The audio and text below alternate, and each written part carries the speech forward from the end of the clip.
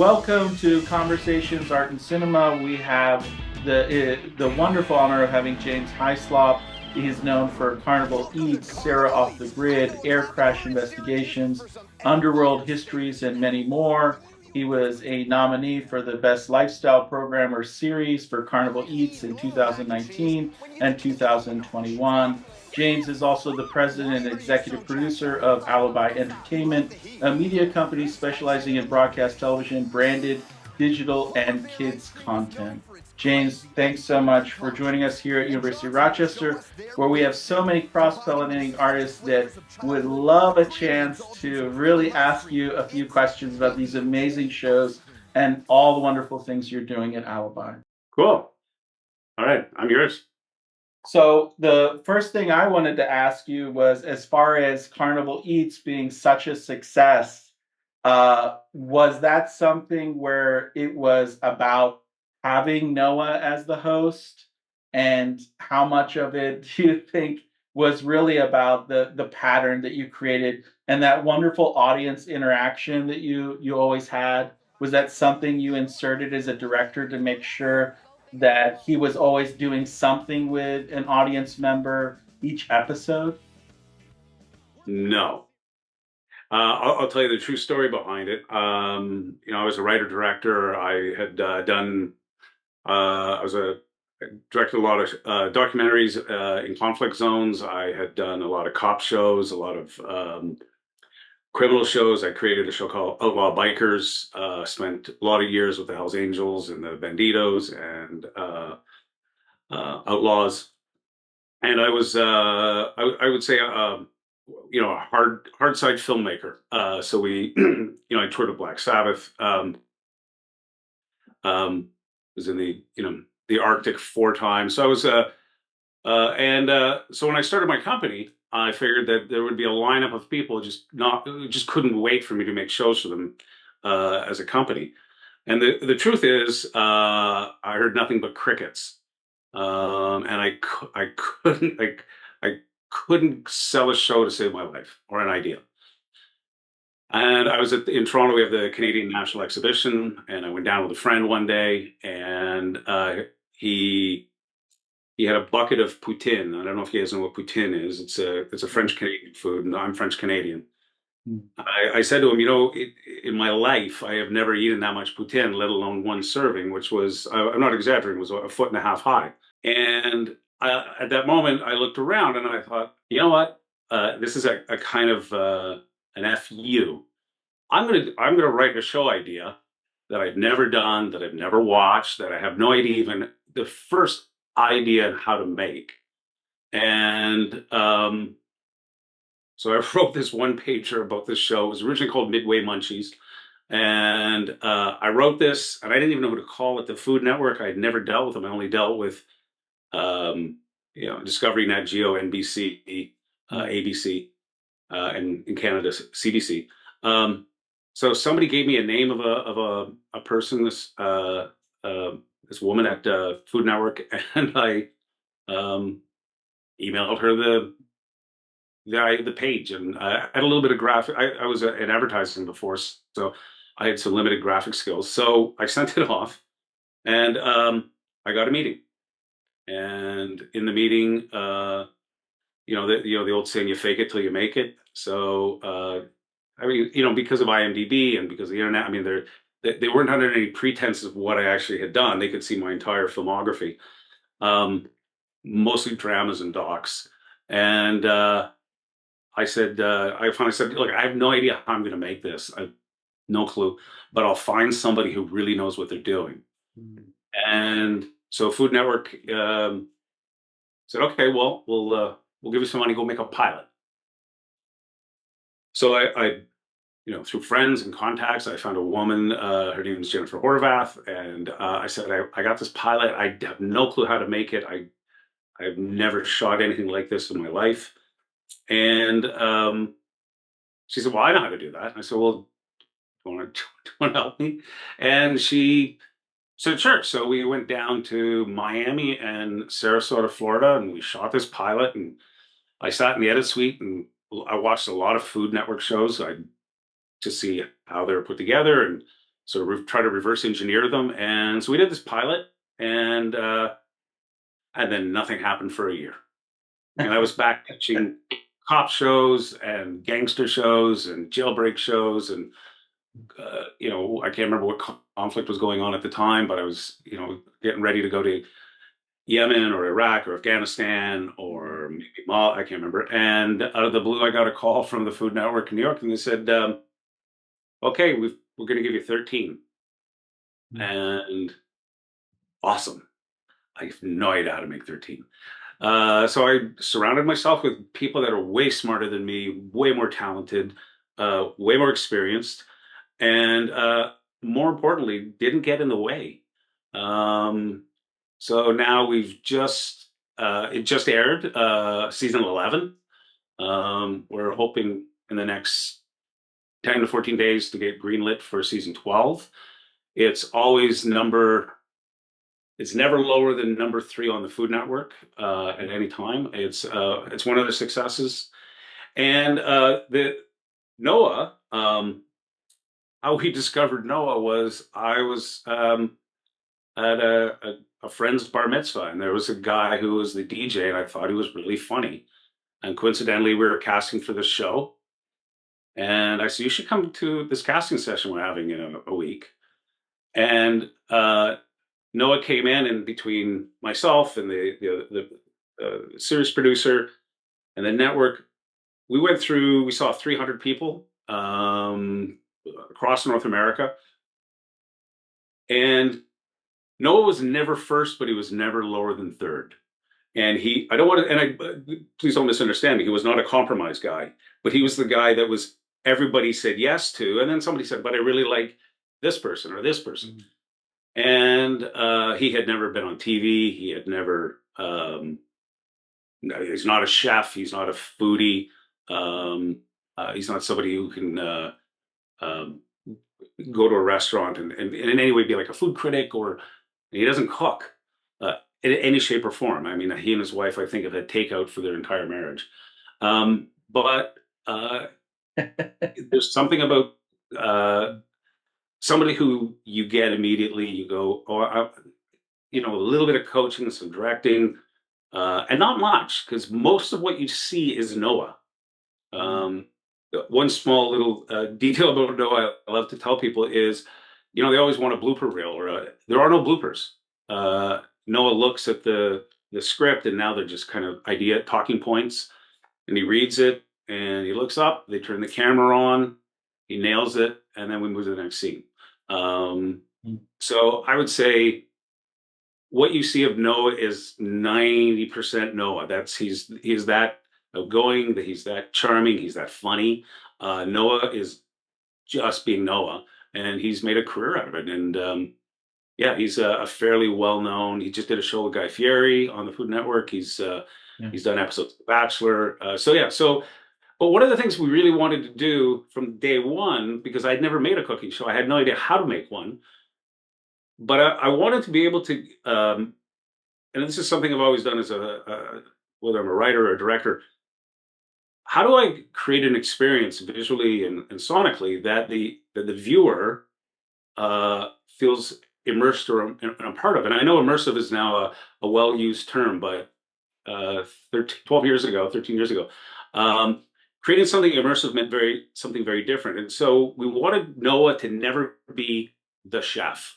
He is the person at a fair or an exhibition or a carnival who is eating on behalf of you. So when he talks about the food, he never talks about it as a chef or as a food critic or as somebody who knows anything and has any culinary skills. He talks the same way a viewer. And then if you've ever watched an episode when we do Streeters, he talks the way they talk. He doesn't know that it's got hints of cinnamon and I can taste and there's cinnamon. There's no thyme or there's no exotic spices in our food. But the big thing was to create the experience and the connection with the viewer. He was their participant. He participated for them. And I think that's one of the things that we've been really successful is because we've never given Noah any training on what something is supposed to taste like or how you're supposed to make things. Now, also, we also don't have sophisticated food on that show. It's oddly enough, only about half of it is deep fried. And then over the years, the other small secret I'll tell you about our show is we have a full culinary team in the office that essentially come up with the food, and then we find a vendor to make it, Mm. and then we give it to them. We give them. So we've got about 800 recipes that we've made over the years. But yeah, it's this amazing show. We've had people that started. The series producer started on the show as an intern 10 years ago and is now running it. Um, so it is this amazing show that was a protest. It was everybody's an adult. It was a double one of these to the networks who are not buying the thing I knew how to do. So Mm. that's a very long-winded way of how Carnival Eats came to being. It was never intended. It was never anything I had ever watched, made, or cared about until I made this one. And then we did a whole bunch of food shows and design shows, and it opened up an entire world that we, as a company, never would have looked at or never imagined. You know, um, we were based on my experience, which was, you know, something that goes bang. Yeah, I appreciate that so much and sort of the level of authenticity that we were able to pull from the show, but also the authenticity that you came from it as a human being. Doing those tough docs probably helped you find Noah in some ways, or be able to know that to create that kind of every person cooking show that maybe would be relatable because maybe it was something you wanted to see as well. So it was not only uh, maybe that is also the secret of the success of what it is. That sort of who you are and that spirit that you brought to it. And right now, the students are actually working on creating shows in the production class as well as writing web shows in the script writing class. So this is just perfect for them and right up their alley. The other thing I wanted to ask about, one of our students loves air crash investigations. And so I was curious, like where was that in this timeline? Wasn't that way earlier then? Yeah. So Before this? yeah. So I, as a director, a writer, and a director, another company who's now run by a very good friend of mine had come out. They were a small fledgling company out of Quebec, and they had sold this idea to Nat Geo, and they were a small documentary company that were doing, Quebec social pieces, for, sort of French language rights and very, very socially politically minded. And so, a guy named André Bureau had come up with this idea, and they needed somebody who had done stunts and explosions and had done. So they called me, and I can't remember what's first season. I've done a couple dozen, maybe 3 dozen episodes over the years. So I came in at the very beginning to help shape and craft the story. The one thing that's really amazing, they're on season 28 right now. It's a couple years they get double orders. But the amazing thing about that show is two things. One, it's for National Geographic, so they have a standards committee which every scene is put through, and what it has to meet a very rigid set of scientific, engineering, and factual standards. So you really can't make anything up. So the basis of the script the writer gets is the black box and the logs, and then because it's all documented. So the idea is, how do you take something as mostly boring voice cockpit recorders, black box, and the that data, and turning it into something that's dramatic and interesting, and importantly, the NTSB actually now has been using our show, air it's originally called Mayday, is the original title, and in Canada it's Mayday, in the US it's Air Crash Investigators, and, it's a mix and match around the world. It sells into 85 countries in the world, but the NTSB actually uses it as a training tool.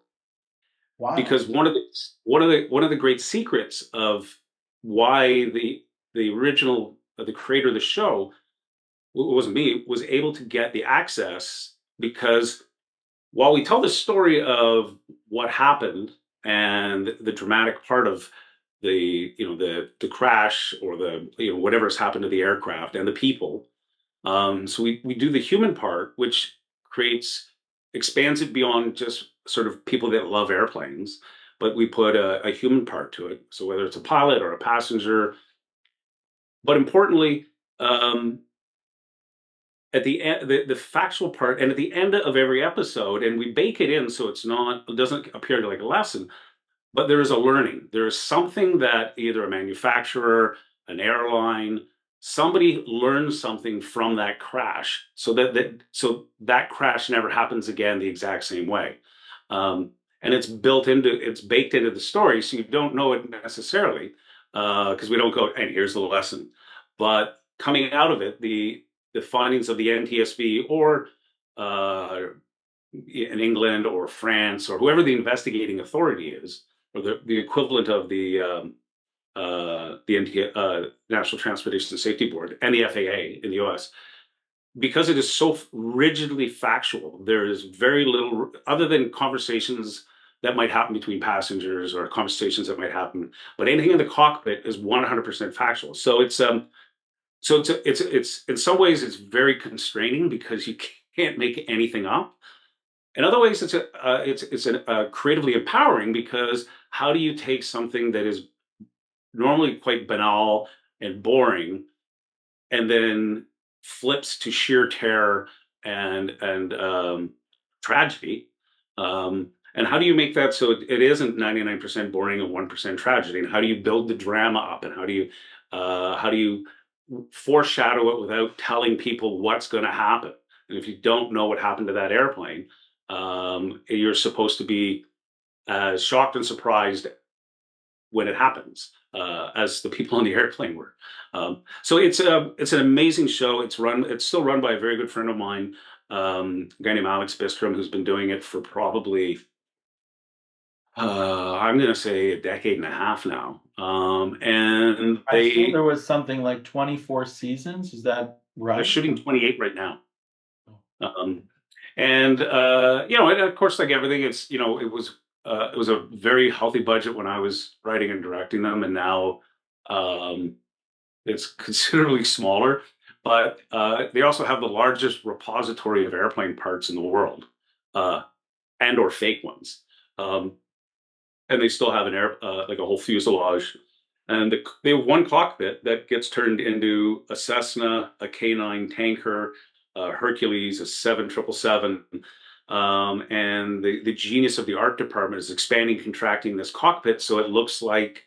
So again, it has to pass FAA and NTSB standards. So it's actually a really remarkable production. Um, if they're shooting it and you come to Toronto, I'll get you on set. That'd be wonderful, especially for the students. The other thing I wanted to ask, and I'll probably just ask one more because I know the students want to dive in here, but that's the sort of connection of all of these into the world of Alibi as a company. So I saw that it started in 2012. So was that always going and part of what you were doing with the docs and the dramas, and then it sort of evolved into the cooking shows and everything else, or did it No, merge at one point from one independent company to this? no. Again, I don't want to say I stumbled into it, but I kind of did. What happened was I have a friend of mine from a long time ago who's a finance guy. We were friends because we like to ski and mountain bike and uh, hang out.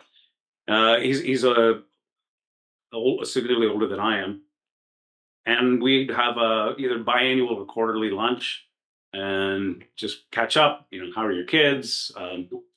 And I was whinging about I just got screwed over on a deal that I thought, I was whining about something. And he looked and said, "Well, why don't you start your own company?" I said, "Oh, I got two little kids and I'm renovating my house and I spend way more money than I earn. And my lifestyle's not compatible with my income, uh, and I don't want to run anything. I want to be in my room and write, and then I want to go to set and shoot, and then I want to start it all over again. And he said, well, if you want to start your company, I'll back it. And he said, go write a business plan. And so I used the Google and looked at what a business plan was, and we started a company. And he's been my partner. When I say silent partner, he's not quite sure what we do all day or what we make. But so I started Alibi with the simple credo. I wanted to be the place that I never got to work at. So our office is, again, before it was something that was mandated, it's an inclusive office. It's inclusive of people. I got my dogs lying right there in front of me. We invite people's kids to come. If you got a day off, we had a daycare for a while. We had a lot of staff that had young kids, and we hired um, somebody to run our little daycare because this is a really hard business. It's a really difficult way to make a living. It really is. Um, and so, because it's so difficult, and because you're emotionally exposed a lot of the time, because you're putting something, you're opening up uh, you're opening up yourself to you're sharing an idea, which is very emotional and very private, and it's very intimate to be able to put an idea out and have a whole bunch of people judge it instantly and tell you how terrible it is. So it's a very stressful world, and it's you're only as good as the last show you did, and nobody cares about that. So I wanted to create a place where it was, again, before it had a different connotation, but a safe place for people to create and to think, and that's why we've done shows, whether it's been a cooking show, we do shows, documentaries on the pyramids, on the Titanic. We've done a feature film on three transgender youth who are trying to navigate a weekend in a hot, sweltering city that played at festivals and theaters around the world. Um, we have small docs, we have big docs, we've done kids animated shows because I knew as a filmmaker I was slotted into a world, and I thought, as much as I love making what I make and the world, I didn't want to do another cop show. And I didn't want to do another show about bikers or criminals or drug dealers. Um, I didn't mind doing one more. I didn't want that to be all I ever did. So Alibi is a place where everybody's ideas is equally valid. We have, I think there's 65 or 70 people here now. Um, it's our height before COVID. There were about 250 people. But it's a place where you get to throw an idea against the wall and see if it sticks. And if it sticks, maybe we take it off the wall and see if we can form it a little better and throw it back on. So the company is, like I said, it's the place where um, we're patient, we're tolerant, we demand a lot of people, we push people uh, creatively quite hard, but we do it in a way that you feel supported, and or I hope. I mean, maybe my employees might think something different, but it's yeah, it's where ideas get to live and breathe, and some maybe it's not today, and put it on a pin and stick it on a board, and let's come back to it again. I always say that my company is the most environmentally responsible company in the world because we recycle the hell out of ideas. Um, so yeah, so that the company is not anything I planned. I never wanted to be a president of anything. I was very happy doing what I like to do. Prior to that, I worked in advertising, and prior to that, I was a naval officer for 7 years in the Royal Canadian Navy. So I've had some, and I've never went to film school. I've never had anybody teach me anything uh, formally. But it wasn't an opportunity or a privilege I was able to take advantage of. But the thing, as I said from the very beginning, find people that really are better than you, that want to collaborate, and and don't be uh, don't covet your ideas. They're just an idea. It's not worth anything. But if you share an idea with two people and then three people, and then one of you writes a script or comes up with a one page, then it actually can become something. So ego is very dangerous, and I will tell you with complete honesty that my ego was monstrous, and I was a bit of a caricature of a director. That it was my way or it was not going to happen. And I attribute that to immaturity and lack of anybody, never having a teacher or a professor guide me. But yeah, so I think that's the secret to what anybody who's successful in this business, because there's one Stanley Kubrick, there is one Peter Jackson, one David Fincher. Um, the same way, like in music, there's thousands and thousands of people that make a really good living doing the thing they love, playing music. You just never heard of. And if you want to be David Fincher or Denis Villeneuve, um, uh, I mean, that's an awesome aspiration. It was never mine. Um, I just like telling stories. And so there's like I said, so it is a collaborative medium. It is today I was at a meeting and we're going through this scripted show that I'm deeply in love with. And at the end of the writers' room, I just looked up and I said, "This is why I come to work every day, because that 1 hour of pure, unadulterated joy of throwing ideas and writing pieces of dialogue and action." So yeah, so it is I think for me anyway, it's the greatest, and you get to make believe all day. And so yeah, so I think it's an amazing world. You just have to find where your place in this world is. And if it is to be, I don't know if you guys know Xavier Dolan, brilliant Quebec filmmaker. Um, I wish you the greatest success in it, um, because we need those people. But also, it is a business. Like it's called show business for a reason. I'm lucky because I'm okay at the show, and I found people that are good at the business, and we've been able to build our company up from me in a room to I don't know, what do we have now? 20,000 square feet of office space, and you know varying numbers of people. So it's and we rotate people around. Like it's like, oh, you're working on this show this season. Why don't you work on this show this season? And I know one's a cooking show, the other's a social political documentary. But I think you can do it because if you can tell a story, you can tell a story.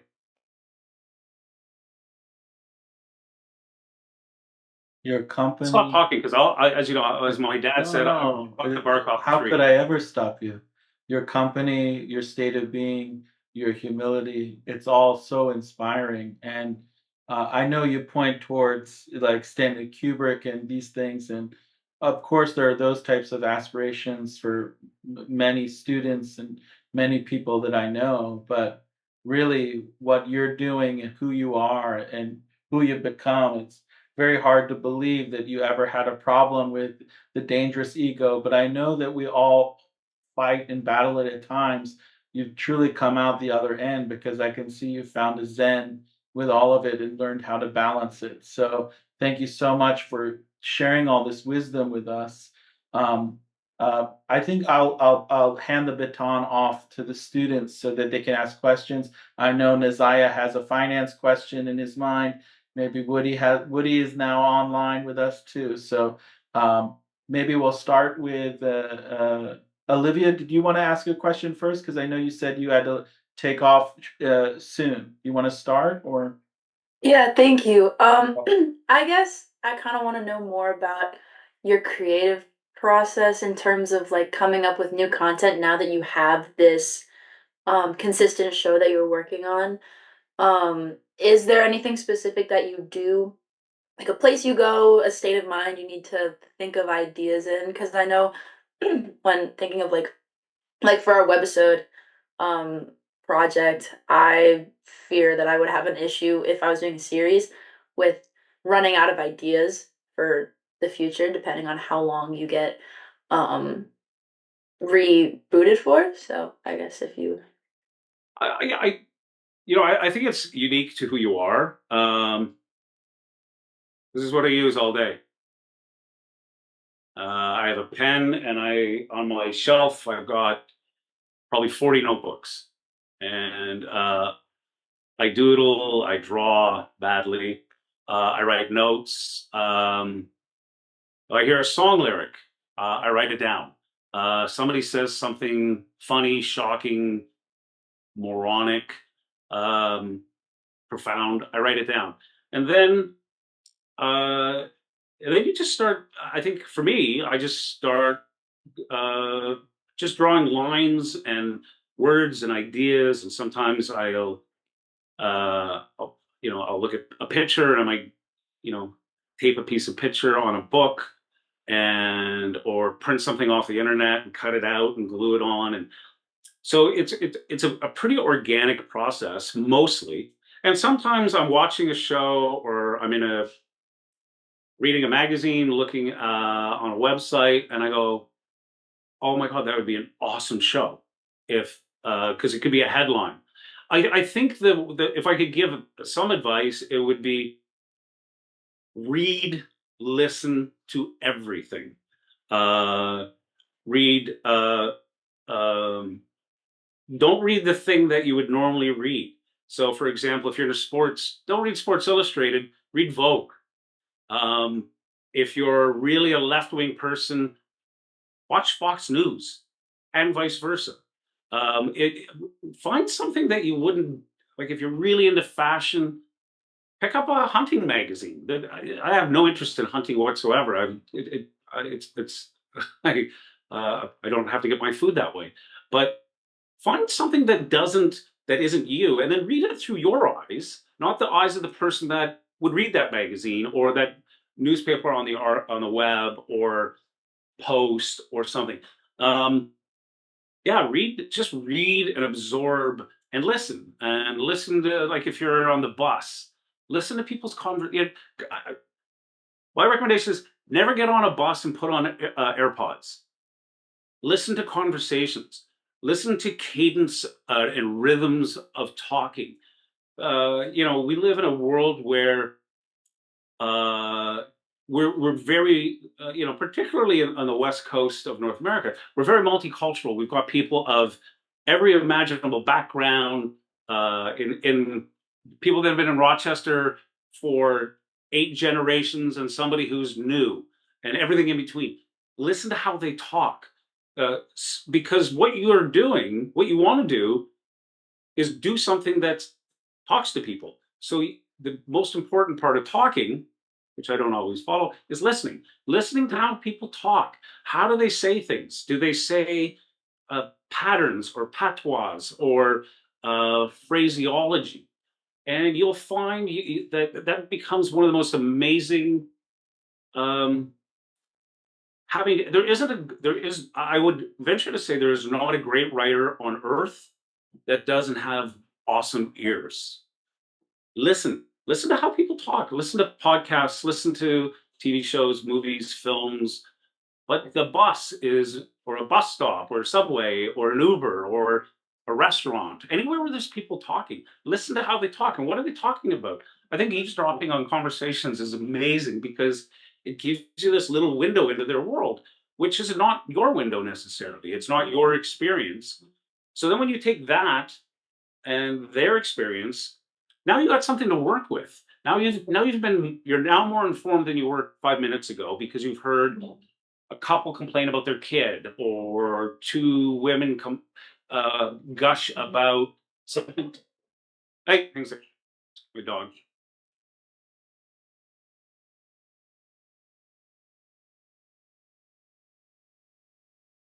My dog barks at the cleaners. Look, come here. Get in here. So listen, and then just write stuff down, and then all of a sudden you'll find you had 4 or 5 ideas that had nothing to do with each other, and you go, "Oh, I've got a premise or a character." And a story can start with a premise, a character, a situation. Um, one writer that mentored me said, you have to start a story by putting two people in a ditch or a hole. The story's not how they got there. The story's how do they get out. And that's metaphorical for any great story. You put somebody in a position of some form of conflict and see what happens. And then you get to invent stuff all the time. And that's if you're writing dramas or anything scripted. I think that's the best way. And sometimes you'll bang through. You'll get through 10 pages because it'll flow like water over Niagara Falls. And then you'll go back and read it and you'll realize, oh my God, I had the muddiest dam in the world. This is like garbage. And you'll write 2 words and you'll think, those will be the 2 words that I'm going to hang everything on. And it's equally mystical and maddening. And it's you do it because you have to, because the alternative is terrible. I don't know if that answered it. No, that was a response I've never heard before. I've never heard the go into a genre you don't normally go into before. So that was very insightful. Thank you. Bong, did you want to ask a question? Yes, I really want to like explore many like genres as possible. So I really want to ask you about your experience with unscripted format, like reality show and TV show. Like, what's the biggest difference between like unscripted work and scripted one, and also about like how to get your idea and your scripts out there in the industry, like to sell it or like send it to developers, studios, and stuff. So the difference between unscripted and scripted is one appears to be unscripted, the other one appears to be scripted. All reality shows are fully scripted. The story beats, they know at the 3rd minute mark this is going to happen, and it's in the worst case scenarios it's incredibly manipulated, like Love Island, or where there's but they have to have certain things happen by a certain point and they create the characters and they create the storylines, and okay, Fong, you're going to be the bad guy, and Nazai, you're going to be the hopeless romantic, and Woody, you're just going to be the guy that doesn't care. That may or may not have anything to do with who you are as a person, but that's the character that you're going to play on that show. So it is very scripted. It's just and they'll get you to say it enough times until you say it the way the producers want you to say it. So, but it appears visually, it's presented visually very differently than a scripted show. So a scripted show is obviously an actor has lines and the director decides where they stand, and it's a much more, but they both have production designers, they both have art directors, they both have sound people. The jobs are the same, but they tend to be, you tend to be slotted inside of a world. So it's the idea, right? I would say it's almost impossible to pitch an unscripted show unless you have been in that world and you know who to talk to. It's a very closed system. Most big unscripted formats are created out of the networks because they're the only ones that have the scale in order to do. So if that's a thing you want to do, my suggestion would be look at the shows that you like, find out, because it's easy to find out who they are, who makes them, and then go in and you literally start at the bottom, and you decide what part of the industry you want to be in. Do you want to be on the camera side? Do you want to be on the story side? Do you want to be on a technician side? Do you want to be in a production management side? But that's it's a process, and it takes years to know how to do those shows. So the things that are with a formatted or big, like I said, Love Island, The Bachelor, any of the big formatted cooking shows like Master Chef, Iron Chef, they're very formulaic and very it's just like a chef, right? Nobody opens a restaurant as a chef who's never cooked. You start as a dish in the dish pit, you wash the dishes, and then maybe you go to the line and you work a bunch of years on the line, and then maybe you become a salad person. So there is experience does matter, but what I recommend is find or something unscripted. Do you want to do comedy? Do you want to do improv work? Do you want to do dramas, horrors, thrillers, Hallmark movies? I know people that have made a great and successful and very rewarding career doing nothing but Hallmark movies. They shoot Christmas here in Toronto 12 months of the year. Um, it's an amazing thing. You see people out mowing their lawn in a t-shirt and shorts, and next to them is Santa in a snow-covered house next to them. So pick the thing that you like with the great understanding that will change. It might change a whole bunch of times, but you gotta, it's the first step on it. And I sound like some cheesy TED Talk guy, but the first step is just a step. Take a step, and then see where the next one takes you. And it's not about where you end up. Who knows where you're going to end up? But take the next step, and then the next one. And you may go, you know what? I'm heading the wrong way. I need to go over here, and then go see where that goes. And I think, particularly, very young and you have nothing but time. That's the one thing I don't have anymore. To use an airplane reference, my runway is my landing is way shorter than my takeoff. But I would say try things, and if it doesn't work, yeah, who cares? Try another thing. And I think the world of television and film is so diverse and wide.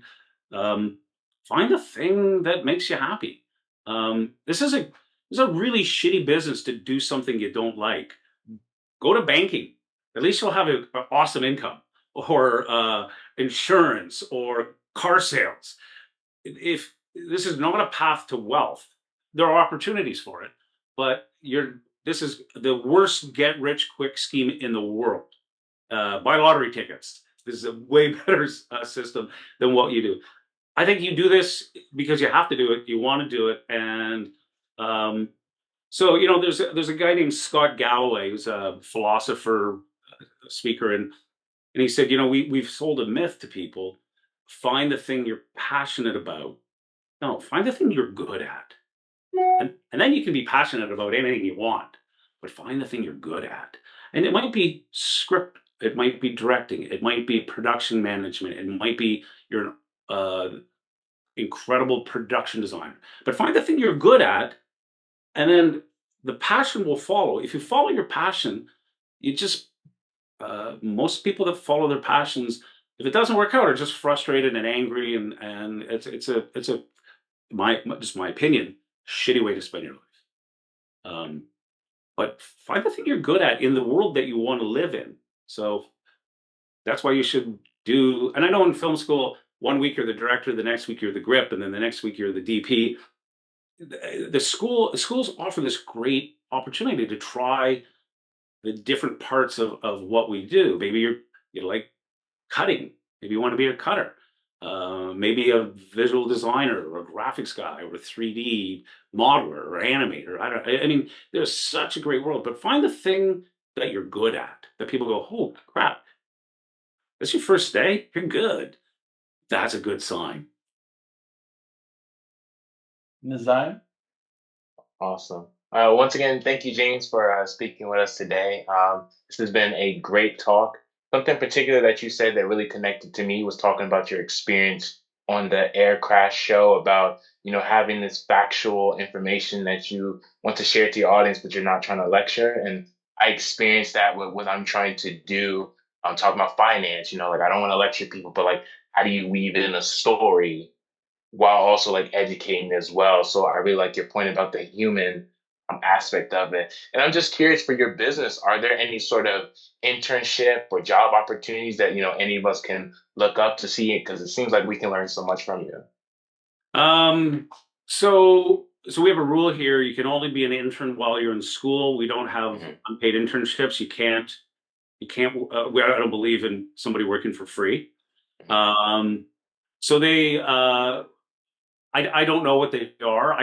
But so your professor has my email. I would suggest two things. One, look for internships. Um, if you have a question, you can email me. If you want me to look at something, if you want somebody to tell you how awful or awesome this idea is, Yeah. you feel give you my email. Um, be patient. Sometimes I don't respond the same day. But I will promise I will get back to you, and I will be honest and direct. Um, I'm not your mom, so I'm not going to put your script on my fridge. But also, I really believe that the next generation of creative and production people in our industry um, are is more important than what I do. So um, yeah, and if you're interested in internship, email me and I'll send it to whoever my with Jeff Baker, who's my head of production. I think handles it. Um, yeah, I don't know if I don't know if we do a lot of it, but happy to find out for you. But any questions you've got, like I said, you want me to look at a cut, you want me to look at a script, a log line, something. I promise you, I'll take the time and I'll give you an honest assessment without being a dick. Um, but yeah, I'm happy to help in any way I can, and yeah, so don't don't be shy, just be patient. Of course. Thank you. You're welcome. Hello. Hey, Thank you so Woody. much. Hi. Thank you so much for speaking with us today. I kind of just wondering, so like I'm still trying to figure out like what I'm doing with myself in regards to being a part of this industry. And like I've been having a hard time, like I guess finding my place. So like I find myself in instances where like I'm like in front of the camera, or I've been in front of the camera, I've acted in some of my friends' films, and as I had as well. And like I really enjoy that role, like being the actor, being the face of that. But I also am trying to dabble more You're a into great like, writer too. yeah, I'm still learning how to be, you know what I mean? So I'm still trying to figure. Thank you so much, Professor. I'm still trying to like find where I belong or where I fit in. So I just want to ask you like just a more personal question, like where did you know where you fit in or where you belong within this industry, and how did you figure that out for yourself? I don't know if I do or ever did. Um, and I think the search is way more interesting than the discovery.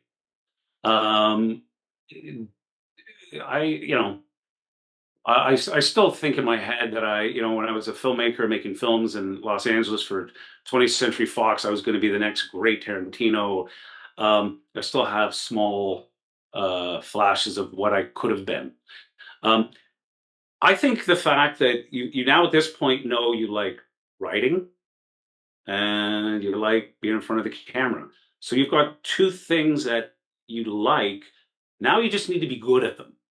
So that means writing more, acting more, and in the most perfect world, write things for you. If you can write a script and go to a director or a producer and go, I've got a script that I wrote for me. Want to shoot it? It's like directors, if he likes the script, it's like, wow, okay, that's a twofer. What a win. So instead of, I would say, don't worry about where you fit because you're not going to really, because the one thing about this business, and I will tell you, I've been doing it now for 30 years. This is nothing but a collection of misfits of people who don't fit in anywhere else. They went to law school, they didn't fit in there, they became producers. They were carpenters and they decided, I don't like wood. Um, it's people a lot of people that ended up here because they didn't fit somewhere else. And it's kind of like a menagerie of misfits and people that didn't like real estate agents who decided, I don't like real estate. I really I love sound. I want to mix sound. I love sonic things. So don't worry. I think the fact that you've actually got two things that you've already identified to yourself, that puts you ahead of the game. So work on those. Write. Writing is the only thing you can do to get better as a writer is to write. Nobody gets better thinking about writing. That's that's not a writer. Write every day. Write something funny, stupid, horrible. Write something. And then as an actor, get in front of the mirror or your iPhone. Uh, and do a monologue, do a duologue, do something. Just get your chops out. And yeah, I think that's just do it. And then there may be a point where you go, I don't like this anymore. I really want to sell real estate.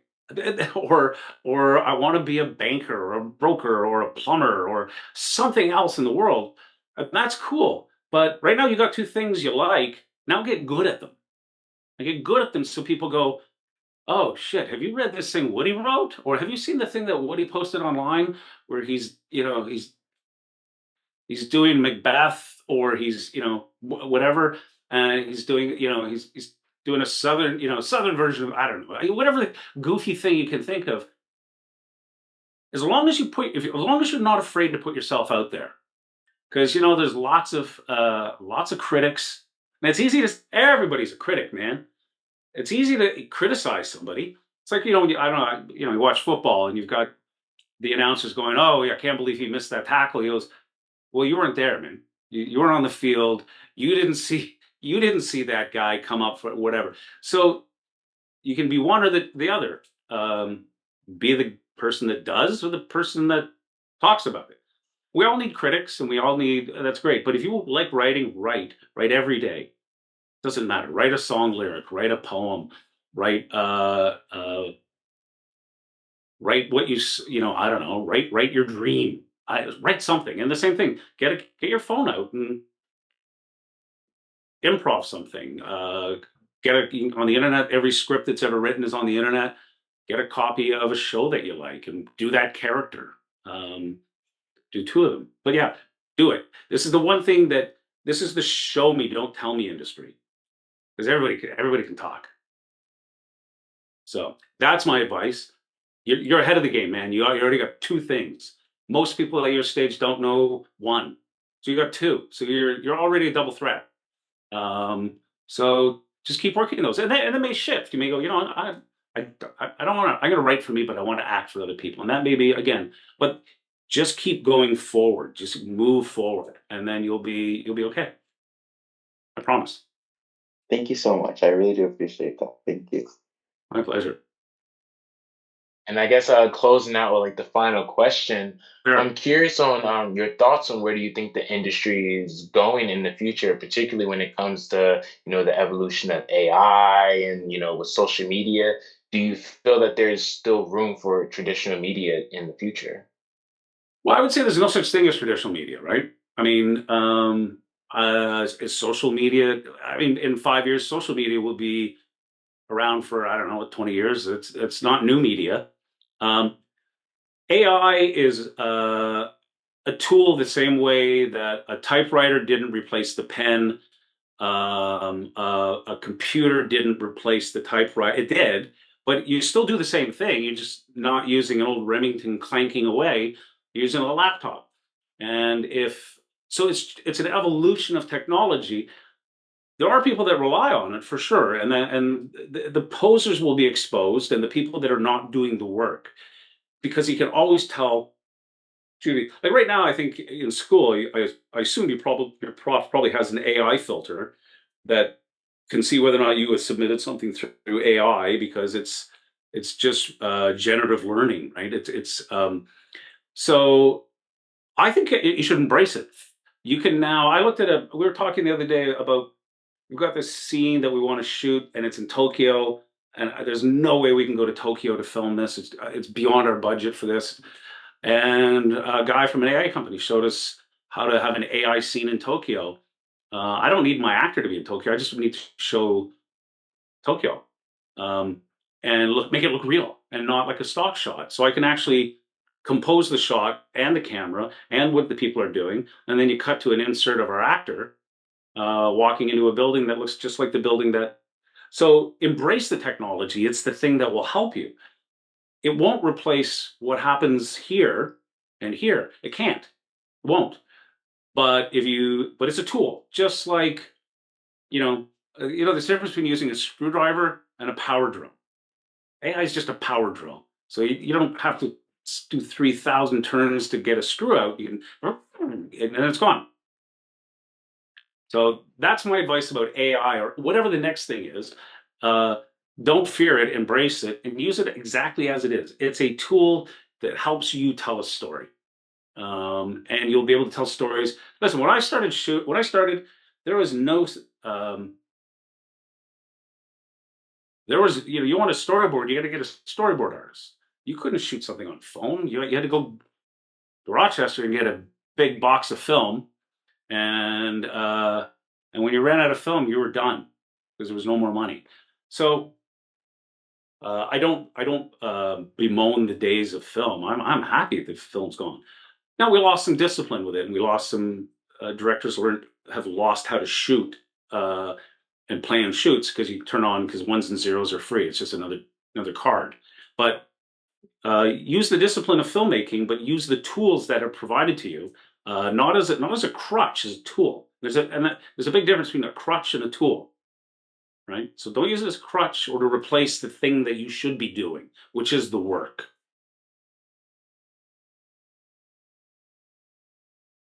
Thank you. You're very welcome.